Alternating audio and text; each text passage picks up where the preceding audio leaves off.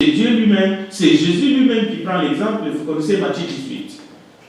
Pourquoi je n'ai jamais vu Jésus utiliser une image aussi violente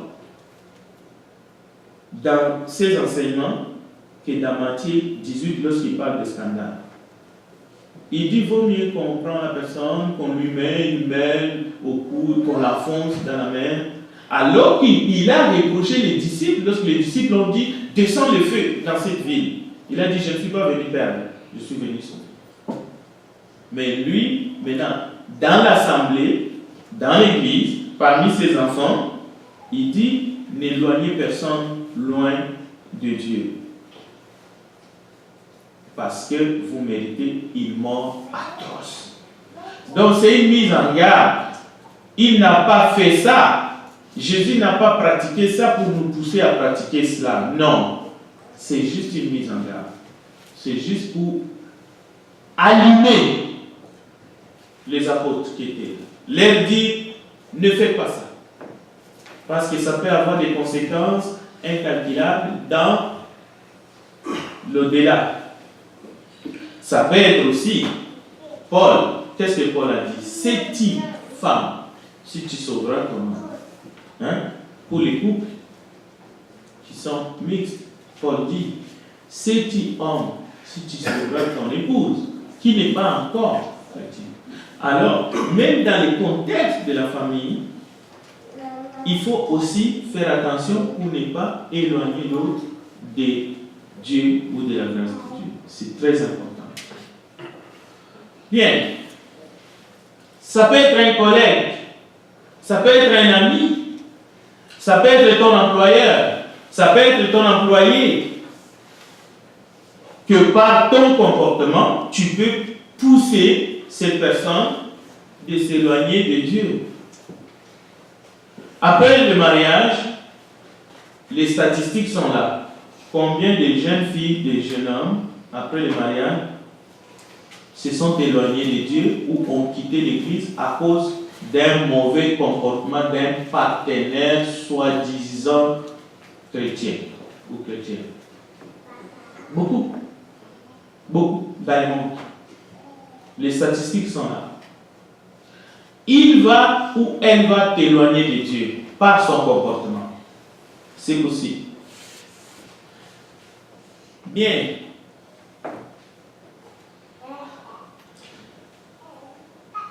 Je vais m'arrêter ici en disant ceci. Un jour, Dieu va dire à vous qui êtes ici ce matin, je vous ai envoyé ma parole. Je vous ai donné toute la grâce que je pouvais. Qu'avez-vous fait? Qu'en avez-vous fait? Est-ce que vous avez profité de cette grâce d'abord pour vous-même? Est-ce que vous l'avez transmis à ceux qui en avaient besoin? C'est possible que Dieu vous demande. Parfois, nous pensons seulement les jugements dans le contexte de Matthieu 25. On va mettre les bonnes actions dans la balance d'un côté. Après, on met les mauvaises actions dans la balance. Et puis, non, ça c'était sous la loi. Ça c'était à l'époque de... Ce sont les pharaons qui faisaient ça. Je ne crois pas que le jugement se passera de cette façon. Si le jugement se passerait de cette façon, le jugement ne commencerait pas dans la maison de Dieu.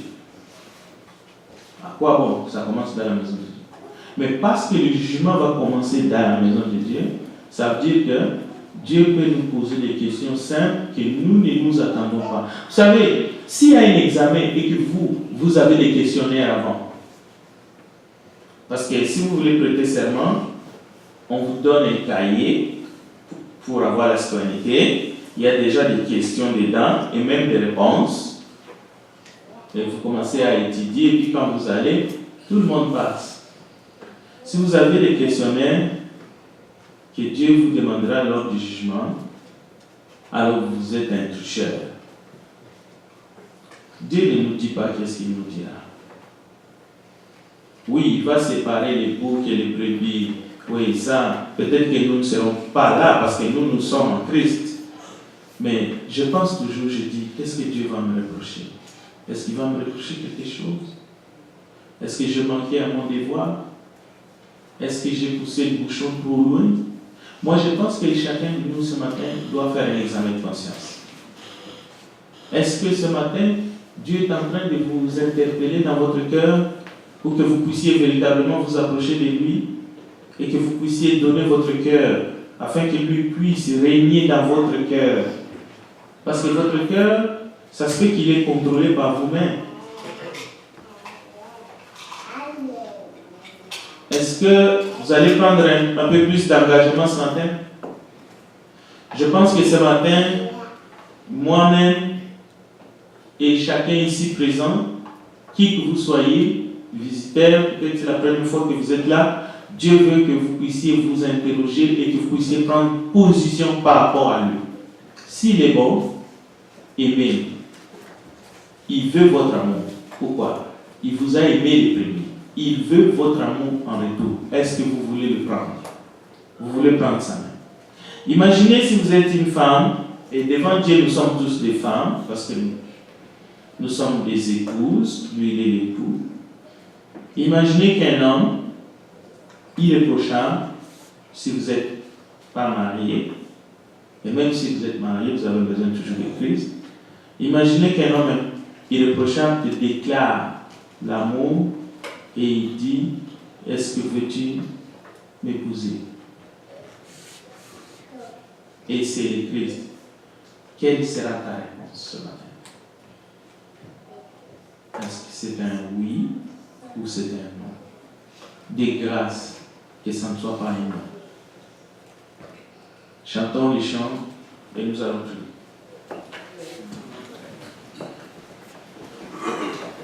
Nous allons nous mettre debout en chantant le cantique 101.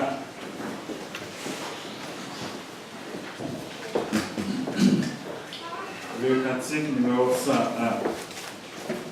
À la croix, ô mon aimant sauveur, je suis venu briser les douleurs. Son sang purifia mon cœur. À son nom la gloire. À son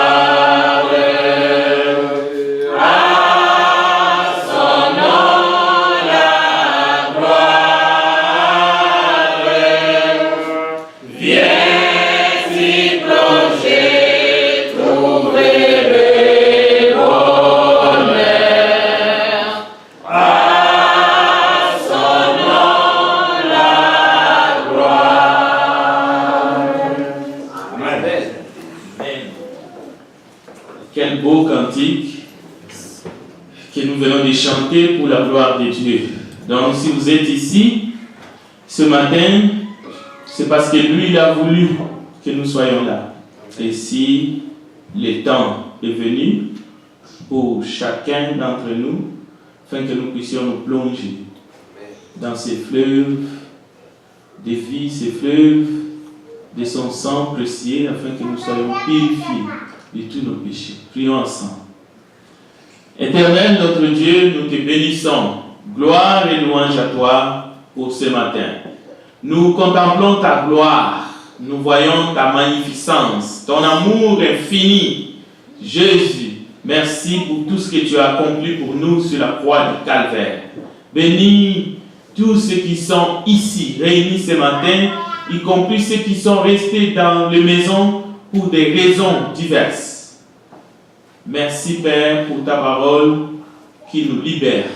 Merci Père parce que tu nous as donné Jésus comme prix, le rançon, afin que nous soyons réconciliés avec toi. Nous te remercions pour cela et fais que quiconque qui n'a pas encore fait ses pas décisifs puisse les faire pour la gloire de ton nom et pour le salut de son âme. Dans le nom de Jésus-Christ, nous avons ainsi prié. Amen. Amen.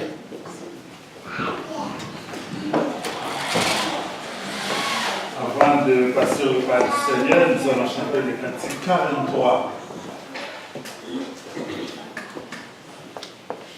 Le cantique numéro 43. Jésus-Christ.